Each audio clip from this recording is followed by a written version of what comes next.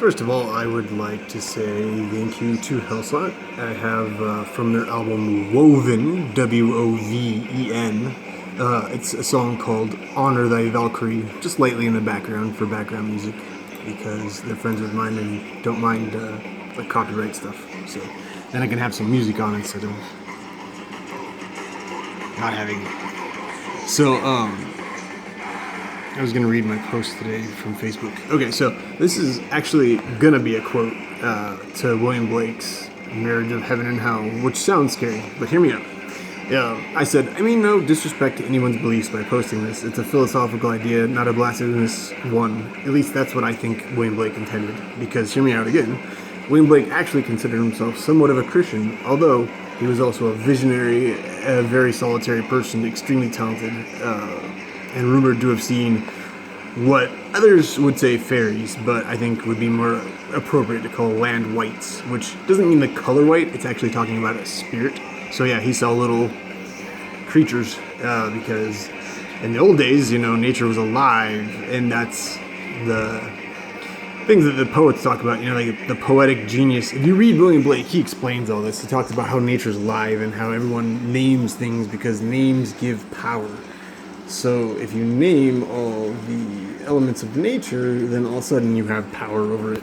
Well, I think really what it means by that is like you just have such a deep respect and admiration for nature and understanding that it's alive, like a dog. I mean, anyone that's ever had a dog or a cat, it's alive. It's not just some creature that you can beat like a human, which should never happen either.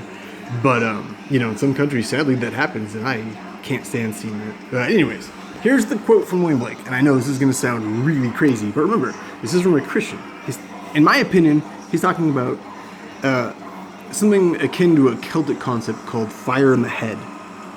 Okay, think about Lovecraft, H.P. Lovecraft.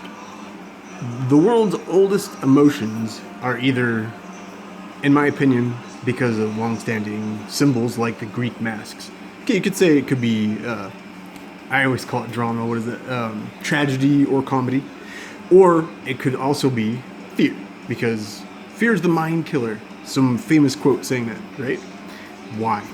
Because if you're afraid, you can't think. It cuts your conscious and subconscious off. So now, thinking about the preface to what I've said, think about this, which Christians use and lots of other people use this book because it's so incredible. I mean, it goes on talking about all kinds of things. Animals pulling. I mean, I should pull it up, but I'll read more later. This is just this one specific part I'm focusing on, which is going to sound scary, but think about it like the scary parts of your mind. You're facing your fears, your worst nightmares, okay?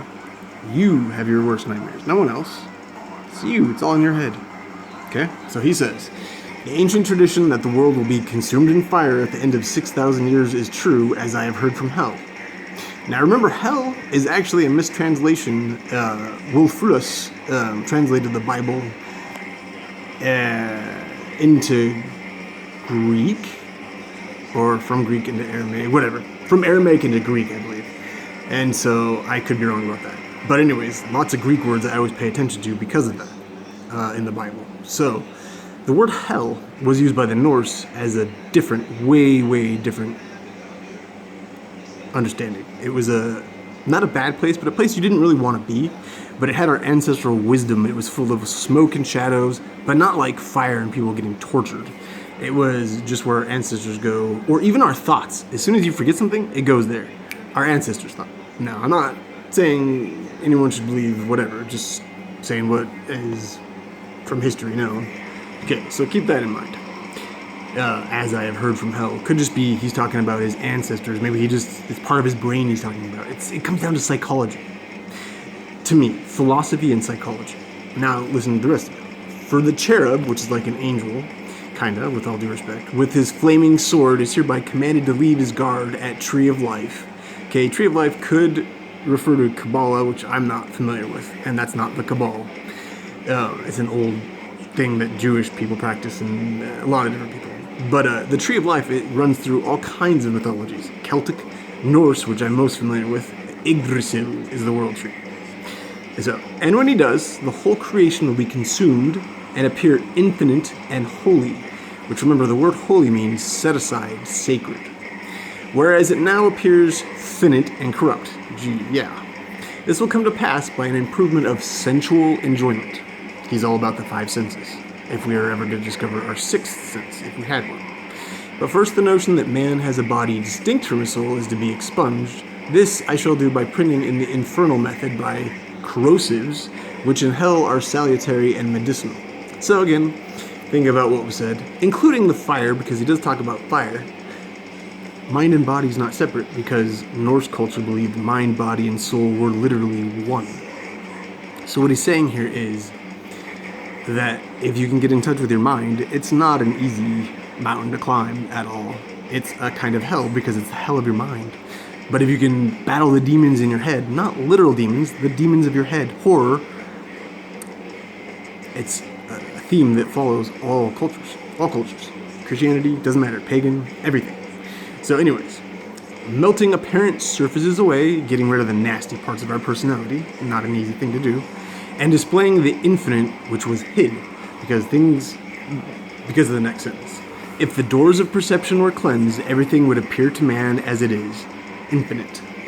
For man has closed himself up till he sees all things through narrow chinks of his cavern. And the song is actually changed to Slaving Gods, but it's still Hellside.